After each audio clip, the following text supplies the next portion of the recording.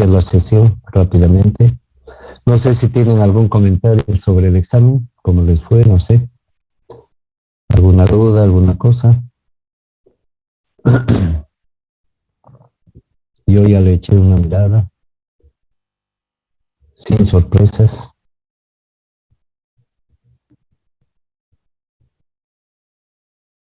Bueno, si no hay nada, entramos al tema de hoy. Fíjense que este es un tema práctico, ¿no es cierto? Se trata de un ejemplo de dosificación, pero yo honestamente no lo veo tan importante como saber prácticamente por qué hacemos esto, ¿no? ¿Para qué hacemos esto? Se entiende que nuestra materia es tecnología del hormigón, se entiende que estamos tratando de aprender de qué manera usamos el hormigón como respuesta a diversos problemas que nos presenta la ingeniería civil y decidimos darle una solución a través del material conocido como hormigón, sea como hormigón simple, hormigón armado, hormigón pretensado, etc. Entonces, de eso se trata. Cuando se nos presenta un problema, lo primero que hacemos es analizar el problema, obviamente, cuáles son las circunstancias, cuáles son las exigencias, cuáles son las especificaciones. En cuanto al hormigón, concretamente, las exigencias van a ser las que hemos estudiado para el hormigón fresco y para el hormigón endurecido. Si, qué consistencia se requiere, qué plasticidad, qué trabajabilidad, qué grado de estas características, algún otro requerimiento que podría haber. No está exento, pero esos son los más comunes. En el estado endurecido, qué grado de resistencia requerimos que se obtenga, cuál es el grado de durabilidad que tenemos que garantizar. Obviamente esta es una obligación del ingeniero civil, aunque no se le exija nada, tiene que garantizar la durabilidad de lo que está haciendo, de una estructura, de un pavimento, etcétera, y cualquier otra exigencia adicional que hubiera, que impermeabilidad o cualquier otra cosa, estamos para considerar estos datos como elementos fundamentales a resolver con la respuesta que nosotros como ingenieros tenemos que dar a este problema. Entonces, una vez realizado el análisis del problema, tenemos el análisis de los medios disponibles, ¿no es cierto? De repente se necesita un hormigón atómico y aquí en Bolivia no tenemos, así que tendremos que excluir esa solución, ¿no es cierto? O sea, ver qué tipo de medios disponemos para atender ese problema, materiales y todo lo demás. Una vez que tenemos ese análisis, debemos dar una respuesta que en el caso del hormigón es concretamente una receta de hormigón, una receta. ¿Cuánto de cemento? ¿Qué tipo de cemento? Bueno, en nuestro caso cemento normal, agua normal, agregados de piedra, en nuestro caso estamos hablando de hormigones comunes. ¿Cuánto de cemento? ¿Cuánto de agua? ¿Cuánto de grueso? ¿Cuánto de fino? Para que se cumpla con todas las expectativas que se han previsto. La consistencia, la plasticidad, la trabajabilidad, la resistencia, la durabilidad, etcétera, que se cumpla con todo lo que está previsto. Entonces, esa es nuestra obligación, proponer una receta que además esté garantizada, ¿no? No que sea una prueba, una adivinanza, una probabilidad, a ver si sale, ¿no? No se trata de eso, somos profesionales, tenemos que dar una respuesta responsable. Entonces, ese es el panorama. Ahora, ¿cómo damos esa respuesta? Ahí viene la pregunta del millón, ¿no es cierto? Y tenemos dos opciones. Una opción es dar una respuesta que ya conocemos, ¿verdad? Una respuesta que ya conocemos. Si nosotros ya hemos resuelto anteriormente un problema similar, nunca van a ser idénticos los problemas, pero similares sí pueden ser. ¿En qué grado? Eso lo aplicamos nosotros, somos los que interpretamos eso, si es similar, no es similar, qué tan similar, etcétera. Y en qué grado se podría aplicar una solución que ya hemos dado de manera satisfactoria, no una solución que hemos usado y no sabemos cómo resultó. Entonces, en medio de ese panorama, tenemos la opción de elegir una receta que ya esté comprobadamente, que sea comprobadamente satisfactoria para resolver el problema que nos atinge. Y en el caso de que no ocurra eso, tenemos la opción de probar una receta, ya sea esa o ya sea otra cualquiera, probarla en el laboratorio, de manera que podamos verificar, ¿verdad?, si cumple o no, o en qué grado lo hace, con todas las exigencias que nos plantea el problema, tanto en el estado fresco como en el estado endurecido. Ese sería el proceso. Entonces, la pregunta que nos quedaría residual a toda esta explicación es cómo determinamos esa receta de prueba, esa receta propuesta. Podemos inventarnos una receta, podemos probar una receta que ya conocemos o que alguien la conoce, o finalmente podemos plantear una receta y podemos construir una receta usando algún método de dosificación que justamente son herramientas que nos ayudan a determinar lo que estamos hablando. En nuestro caso, yo he elegido el método ACI, que es un conjunto de 6 tablas, ¿sí?, y las cuales podemos usar para determinar la receta, y justamente la sesión de hoy día se enfoca en eso. Vamos a pretender resolver un ejemplo de un ejercicio de ejemplo que lo voy a poner en la pantalla. A ver, ¿dónde está? Acá.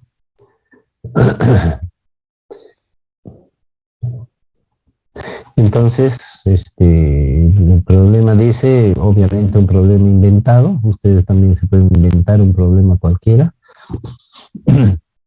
Y dice, se desea conocer una receta ACI, porque va a ser una receta ACI. Por si acaso, las recetas que hallamos con cualquier método de dosificación, sea ACI o no sea ACI, no son soluciones a los problemas, son simplemente propuestas, sugerencias. Se necesita una receta para un hormigón, para una vivienda de 2 plantas en Santa Cruz. Por si acaso, todas las palabras que se utilizan en plantear un problema, un ejemplo, en nuestro caso, porque yo soy docente y estoy intentando enseñar algo, entonces todas las palabras que se utilizan en el planteamiento de un problema son útiles. Acá dice vivienda de 2 plantas en Santa Cruz. ¿Tendrá algún significado? Vamos a ver más adelante. El tamaño máximo del agregado grueso es de 2 pulgadas. El módulo de fineza, del agregado fino 2.6, el peso unitario compactado seco del agregado grueso 1550 kilogramos metro cúbico, y la resistencia esperada con presión 28 días de 200 kilos centímetros cuadrados. Esos son los datos, y quiero hacerles notar que estos datos, tamaño máximo, módulo de fineza, peso unitario y resistencia esperada, son los datos mínimos necesarios para utilizar este método. Si en algún caso se nos presentara un problema y no tenemos alguno de estos datos, entonces obviamente tenemos que obtenerlos. Entramos al laboratorio, determinamos el tamaño máximo, o analizamos, mejor dicho, los planos, etcétera, y determinamos el tamaño máximo, o consultando los planos y consultando al ingeniero calculista, averiguamos cuál es la resistencia esperada, cuál es la resistencia de diseño, con esa resistencia de diseño y los parámetros necesarios, encontramos cuál va a ser la resistencia esperada, o sea, la resistencia de laboratorio, y si no tenemos los otros datos de los materiales, como el módulo de fineza y el peso unitario, tenemos que hacer esos ensayos en laboratorio. Sin esa información no se pueden usar las tablas, porque son datos de entrada a algunas de las tablas que vamos a usar. La primera tabla que tenemos es la tabla número 1, que nos servirá para encontrar, si es que no tenemos una solución previa. Ojo con eso, les quiero hacer notar que cualquier dato, de cualquier fuente, sea un método de dosificación o lo que sea, si se puede usar cuando no tenemos otra referencia. Pero si nosotros de antemano decidimos que vamos a usar un hormigón semiseco con asentamiento 3, y ninguno de estos casos nos sugiere eso, entonces usamos el asentamiento 3. Es decir, nuestras decisiones, que se supone que tienen un justificativo, están por encima de lo que nos sugiere cualquier método de dosificación o cualquier fuente de información. ¿Okay? Siempre vamos a priorizar nuestras decisiones porque se supone que son justificadas. En el caso de que no tengamos ninguna sugerencia previa, entonces podemos usar esta tabla o cualquier otro método, donde para diferentes tipos de estructuras nos sugieren rangos de asentamiento, correcto, en centímetros. Entonces, como lo que vamos a hacer es una vivienda, y nuestra vivienda tiene zapatas, tiene muros, tiene vigas, tiene columnas, tiene losas, entonces en realidad estamos en todos los grupos. Y en todos los grupos el rango es 2 a 8, 2 a 10, etcétera. Podemos elegir uno de ellos, o quién sabe, 2 a 9 para variar. Entonces elegimos un valor y aquí tenemos de 2 a 8, 2 más 8, 10, entre 2, 5, 5 es el objetivo. Apuntamos a 5, pero podemos tener 5 más 3, 8 o 5 menos 3, 2. El rango sería 5 más menos 3. ¿Ok? Eso ya lo sabemos. Ya está elegido el asentamiento. Pasamos a la tabla número 2. La tabla número 2, como podrán observar, tiene 3 partes, ¿no? La primera parte, donde tenemos un título acá, que dice concreto sin aire incorporado, una segunda parte que nos dice concreto con aire incorporado, y una tercera parte que nos dice porcentaje de aire sugerido, debería estar esa palabra, para diferentes casos de exposición. Bueno, entonces nos están planteando aquí algo nuevo. Nos hablan de aire incorporado y no hemos hablado nunca de ese tema. Entonces vamos a dar una breve explicación sobre este asunto. En el hormigón existe aire de manera normal cuando mezclamos el cemento con el agua y los agregados. Es una mezcla entre sólidos y líquidos, y esto nos genera que los sólidos, al entrar en el líquido, arrastran porciones de aire que forman burbujas dentro del líquido, en este caso dentro de la masa del hormigón fresco, y estas burbujas permanecen ahí o tienden a salir cuando están cerca de la superficie. Lo mismo que ocurre en una taza de café cuando colocamos azúcar granulada, ¿verdad? Empiezan a salir burbujas y estas burbujas salen más rápidamente si es que mezclamos o batimos el café. Entonces pasa lo mismo con el hormigón, se forman burbujas, y este es un aire que de manera normal tiene el hormigón por este efecto físico que estamos comentando. Cuando se rompe una probeta de hormigón, si ustedes se fijan, llena de huequitos, de cavidades, que tienen la particularidad de estar distribuidos de manera heterogénea, o sea, desigual, en el hormigón, en la masa del hormigón, y también presentan diferentes tamaños, ¿no? Hay cavidades muy pequeñitas, otras medianas y otras más grandes. Ese es un tipo de hormigón. Pero hay otro, de aire. Pero hay otro tipo de aire que no lo podemos ver, que solamente se lo descubre si tomamos una muestra de hormigón y lo vemos en un microscopio, ¿sí? Es un aire micrométrico, podríamos decir, y todos los hormigones tienen este aire de manera natural, y se le llama aire atrapado, de siglas AA mayúsculas, A.A, como punto, o si no AA simplemente. En los países desarrollados, que casualmente tienen en general estaciones de invierno muy crudas, donde se presenta congelamiento, nieve, hielo, etcétera. Entonces es muy común, ¿sí?, que las estructuras se dañen por la presencia de estos ciclos de congelamiento y descongelamiento. El agua se congela, se descongela, el hormigón es un material poroso, el agua penetra dentro del hormigón, cuando está dentro de las cavidades del hormigón, de estos espacios que acabamos de mencionar, el agua cuando se congela se dilata, como sabemos, aumenta de volumen, ejerce presión sobre las paredes. Cuando pasa este efecto y se descongela, el agua se vuelve a acomodar en diferentes lugares por gravedad, por capilaridad, etcétera. Y cuando vuelve a ocurrir un congelamiento, se vuelve a congelar, vuelve a ejercer presiones que son diferentes a las de la primera vez, y así estos ciclos se van repitiendo y van forzando al hormigón a esfuerzos para los cuales no estaba prediseñado. Entonces, y que van en todas direcciones y de formas diferentes en diferentes puntos de la masa del hormigón. Por lo tanto, el hormigón a lo largo del tiempo se va debilitando, se va desgastando, se va deteriorando. Pruebas que han realizado en países que lo pueden hacer a 20 años, por ejemplo, se puede notar el deterioro que tiene el hormigón, que se va desmenuzando como la madera cuando le entra el bicho y grita. ¿Okay?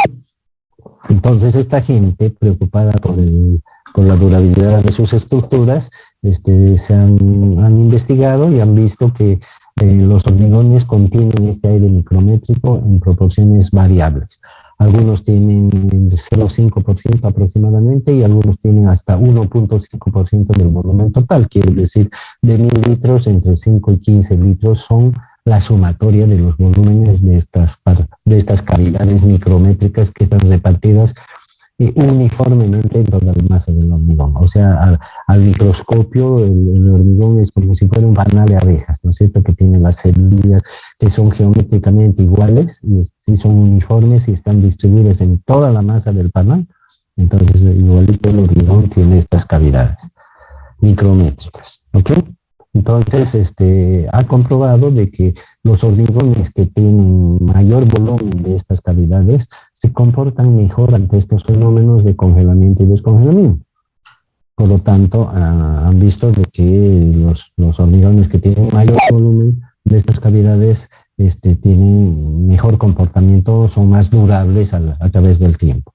Y también a través de sus investigaciones han determinado y han encontrado la manera de aumentar estos volúmenes de aire. Y ahí nace la idea del aire incorporado, de siglas AI mayúsculas, aire incorporado, que es un aire de las mismas características que el aire atrapado que acabamos de describir, pero artificialmente introducido en el hormigón. Por eso se usa la palabra incorporado. Se puede incorporar aire en el volumen que se desee con aditivos incorporadores de aire. De manera que en situaciones críticas que el ingeniero tiene que determinar previamente y un hormigón va a estar sometido a agresiones que pueden afectar su durabilidad, particularmente estas del agua que se congela, temperaturas bajas y presencia del agua, entonces se incorpora aire al hormigón mejorando sus condiciones de durabilidad. ¿Ok? Ese es el aire incorporado. En la práctica se le suele llamar aire incorporado al total de AA más AI. ¿Ok? Pero ya sabemos que teóricamente son dos cosas, son dos porciones distintas. Por otro lado, para facilitarnos las cosas, en el método ACI, debajo de la tabla número 2, como podrán ver, tenemos tres párrafos. Uno dice exposición normal, exposición moderada y exposición severa. Es decir, que para resolver nuestro problema de hormigón, el método ACI nos pregunta cuál es su situación, cuál es la situación de su hormigón o cuál va a ser la situación de su hormigón. Y para abreviar un poquito, porque la descripción que está acá no es muy clara debido a que es una traducción, yo les digo, la exposición normal se considera cuando no hay agua permanente en el ambiente y tampoco temperaturas bajas. En el caso de Santa Cruz, por ejemplo, una columna en Santa Cruz no está en agua permanente, ni tampoco el clima tiene temperaturas muy bajas, entonces no se va a congelar el agua. Esa sería una exposición normal, como en nuestro caso que dice vivienda en Santa Cruz. Ahora toma sentido el lugar, ¿no es cierto? Y el otro extremo, donde leemos acá exposición severa, que sería el caso opuesto, donde hay agua permanente o casi permanente y las temperaturas suelen bajar de cero, por lo tanto se presenta congelamiento y formación de hielo, etcétera. ¿Sí?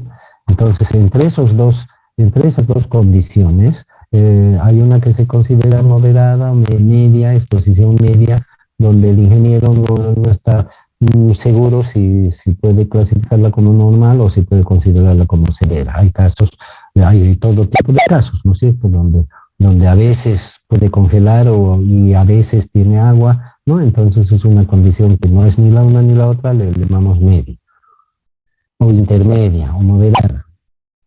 Entonces, lo primero que tenemos que hacer para utilizar la tabla número 2 es definir cuál es nuestro caso. Si nuestro caso fuera exposición normal, el ACI nos dice, si quiere, use aire incorporado, si quiere. O sea que el uso del aire incorporado es voluntario. Si decidimos usarlo, vamos a tener que usar la parte de abajo de la tabla que estoy señalando, y si decidimos no usarlo, vamos a usar la parte de arriba. En nuestro caso hemos decidido no usarlo, porque es en Santa Cruz, no hay congelamiento, no hay agua, etcétera. Hemos decidido no usar aire, porque el método nos dice si quiere use y si no, no. Hemos decidido no usarlo y por eso los datos, más adelante vamos a describir, los tenemos de la parte de arriba de la tabla. En la exposición moderada, el método ACI nos dice, sería bueno que use, o sea, le sugerimos que use, le aconsejamos que use, ¿no es cierto? Como su condición es moderada, por si acaso use. Entonces, igualmente no es obligatorio, pero generalmente sería bueno que usemos aire incorporado, y en ese caso tendríamos que usar la parte de abajo de la tabla, que yo estoy señalando. Y también para saber cuánto aire vamos a usar, es cierto? Acá nos dice, si decide usar para exposición normal, le sugerimos estas cantidades, si decide usar para condición moderada, le sugerimos estas otras, y si decide usar para exposición severa, le sugerimos estas otras que, como verán, van aumentando. Y el otro parámetro son los tamaños máximos que están en la parte de arriba, que ya es un dato, como dijimos. Entonces, en el caso de que sea la condición severa, el método CI nos dice debe usar, es obligatorio usar. O sea, en la condición severa no hay como pelarle, se tiene que usar aire incorporado. Fíjense que en nuestro país no nos preocupamos para nada de la durabilidad, sea que estemos en Santa Cruz, o sea que estemos en Potosí o en el Altiplano, o donde sea que hay congelamiento, ¿no es cierto? Es un tema relativamente secundario. No digo que nunca, seguramente algunos cumplen con lo que deben cumplir, pero obviamente no estamos muy familiarizados con los aditivos incorporados de aire. Probablemente algunos los vamos a usar, los estemos escuchando por primera vez y probablemente algunos de nosotros no lo volvamos a escuchar nunca más, ¿no? Cosas así pasan en nuestro medio. Ok, yo les comento como experiencia de que en Santa Cruz sí se puede usar aire incorporado, sí se ha usado algunas veces porque es un beneficio para el hormigón, no es un perjuicio. Obviamente que aumenta el costo. Entonces, con toda esa explicación previa, entramos a la tabla 2. En nuestro caso vamos a usar en la parte de arriba, el tamaño máximo es un parámetro, aquí está la flechita que nos indica, y también el asentamiento es el otro parámetro, el asentamiento que supuestamente proviene de la tabla 1, ¿no es cierto? El asentamiento objetivo.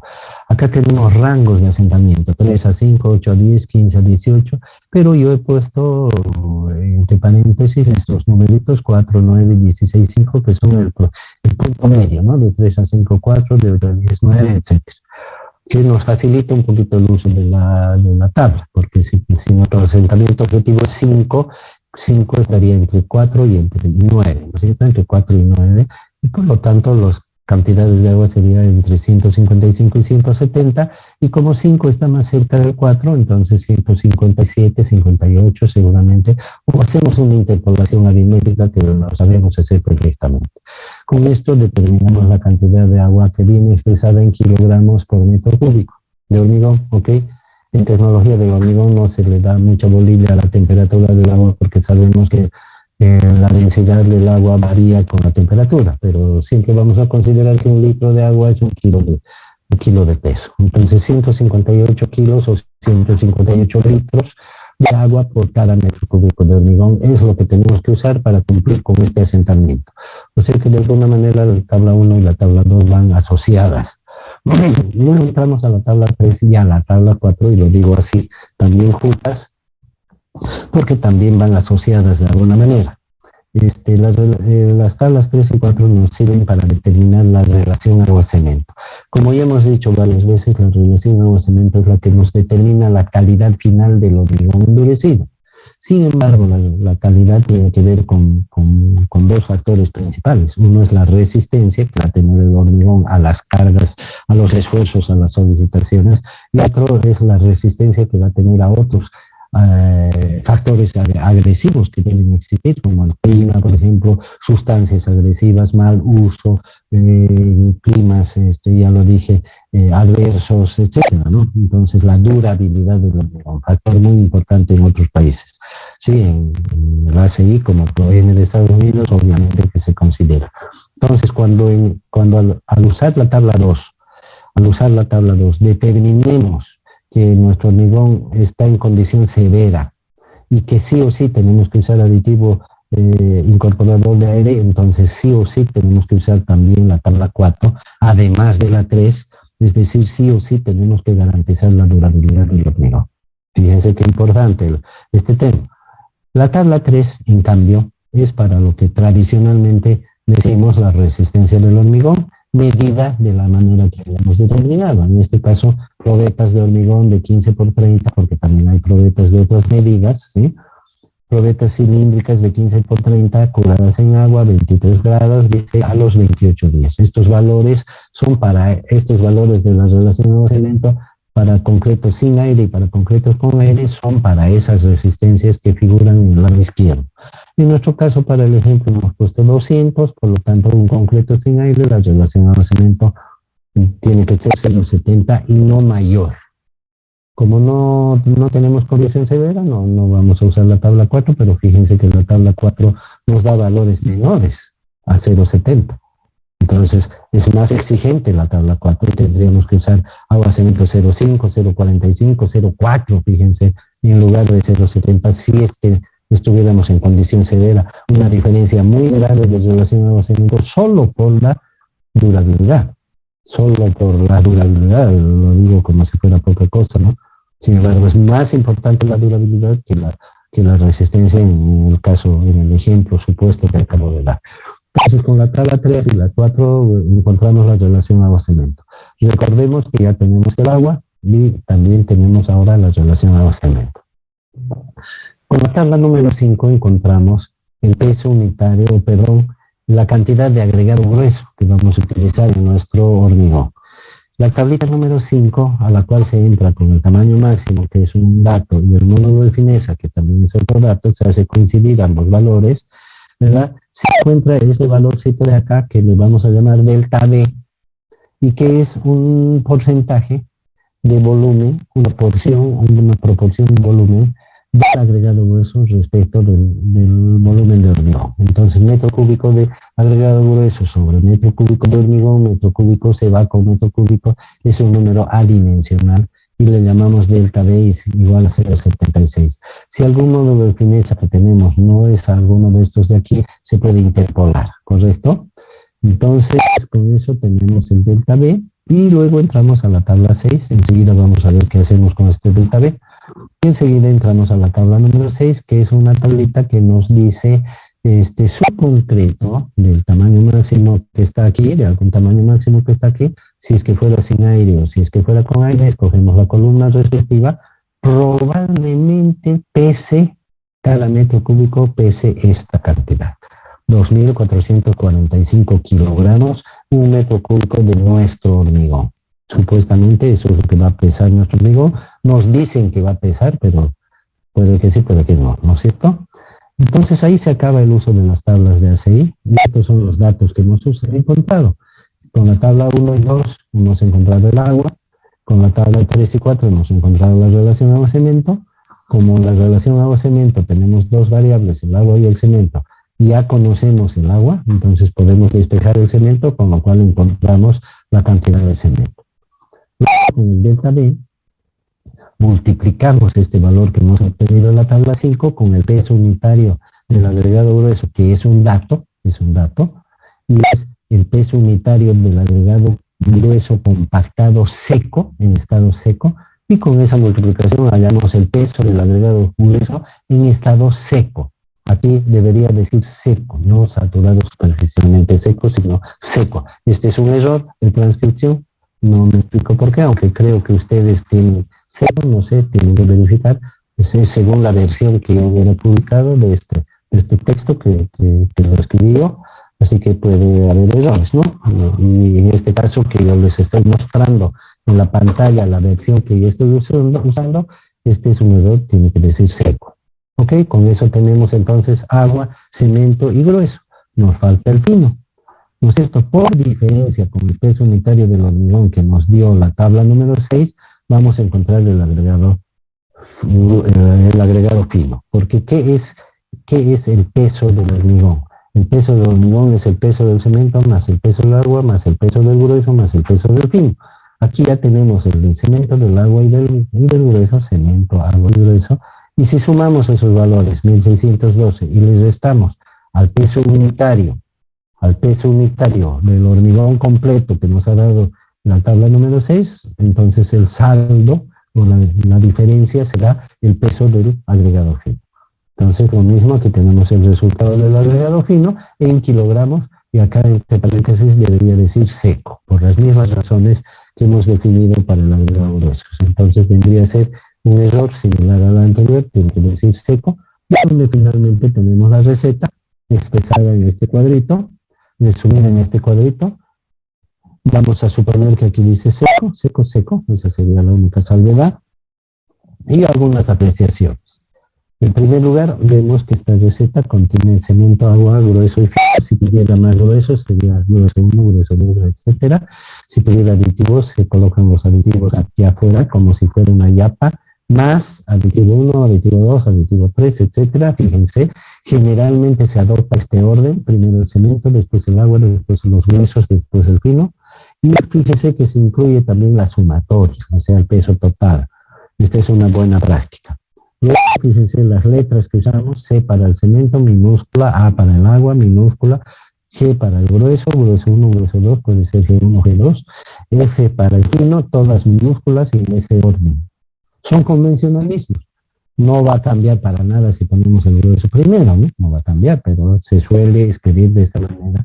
Y si alguien lo ve la G por encima, va a decir, bueno, qué raro este ingeniero, ¿no?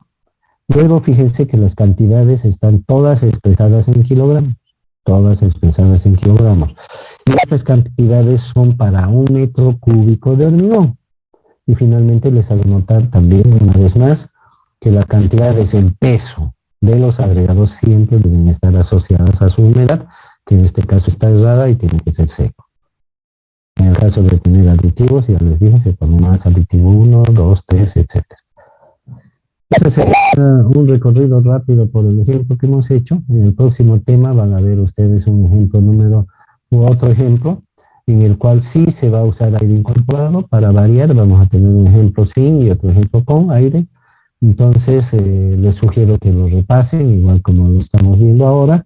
Y también les sugiero algo más: dense ustedes mismos un ejercicio, ya sea con aire, sin aire, para hacer un tanque de agua, para hacer un muro de contención, para hacer un túnel, para hacer un canal, lo que sea, algo distinto de lo que hemos puesto aquí, vivienda, que no sea en Santa Cruz, que sea en la Antártida, en el Polo Norte, qué sé yo. Dense un tamaño máximo diferente, datos diferentes, modo de firmeza diferente. ¿Qué tal si se dan un modo de firmeza que no esté aquí? Por ejemplo, 2.5, ¿no? Que no esté aquí. O 3.2, ¿qué tal? ¿No?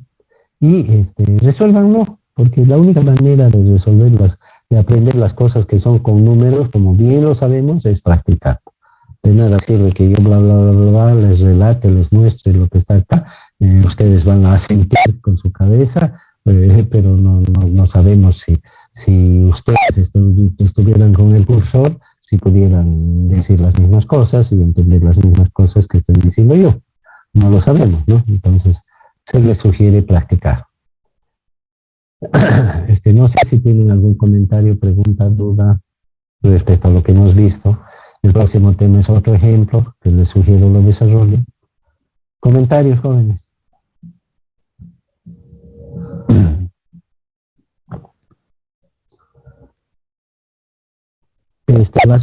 Las dudas les van a aparecer cuando hagan ustedes.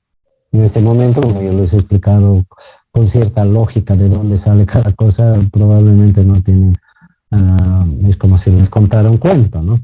Pero ya si ustedes van a ver la película, probablemente les salgan dudas, ¿no? Y digan, ¿y por qué habrá sido esto así, de esta manera? ¿Por qué? Porque ya la vieron, ya la hicieron. En este caso hay que hacer el ejercicio para ver de qué manera proceder en ciertos casos donde van a tener dudas sobre qué es lo que hay que hacer correctamente. Y cuando nos toque el segundo parcial, yo no les puedo pedir un problema entero, ¿no es cierto? Porque por razones obvias no hay tiempo, pero sí puedo hacer preguntas específicas. Por ejemplo, ¿cuál será la resistencia, la relación agua-cemento en un problema como este? Por ejemplo, específicamente tienen que contestar AC igual a tanto, ¿no? Usando las tablas y los criterios que estamos desarrollando. Por ese motivo les sugiero una vez más que intenten hacer un ejercicio. Y cuanto antes mejor, porque si lo dejan para el día anterior al examen, probablemente no estén en la misma condición que ahora que está todo fresco, ¿no? Hormigón fresco está ahora.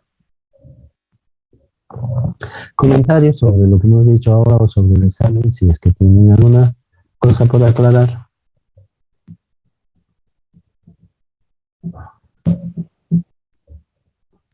Bueno, me alegra que no. Yo por mi parte ya le pegué una mirada y les digo que no está tan bien como debería estar. Y una de las razones principales es que no responde la pregunta. Vuelvo a insistir.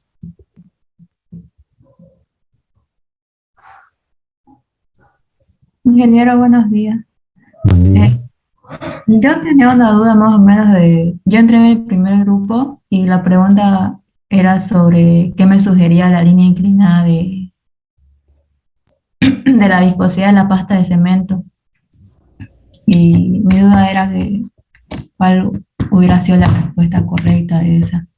La pregunta era ¿qué? Sobre la recta de viscosidad. Ah, sí, de la pasta de cemento. ¿Pero qué era la pregunta? ¿Qué me sugiere la línea ¿Qué inclinada? le sugiere? Ah, ya. La Ah, inclinación sí, de la recta. ¿Qué le sugiere? Pues? Porque podría ser muy inclinada, poco inclinada, nada inclinada, ¿no? ¿Qué nos sugiere eso?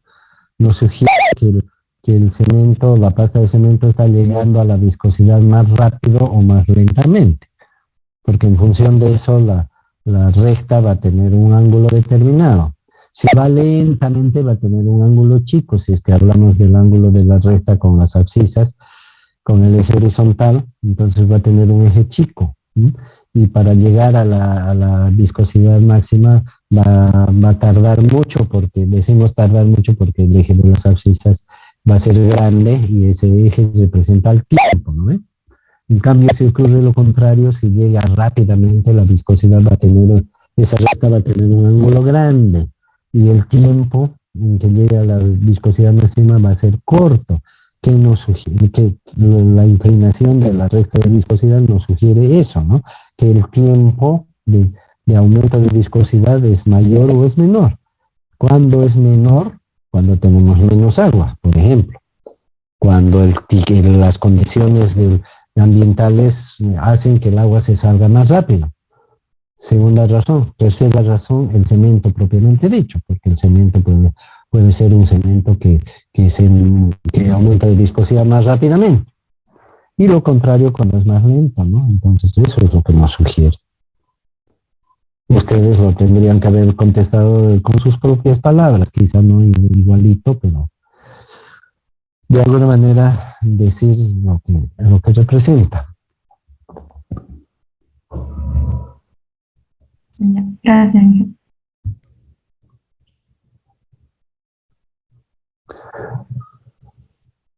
Nada más. Bueno, la paramos ahí entonces.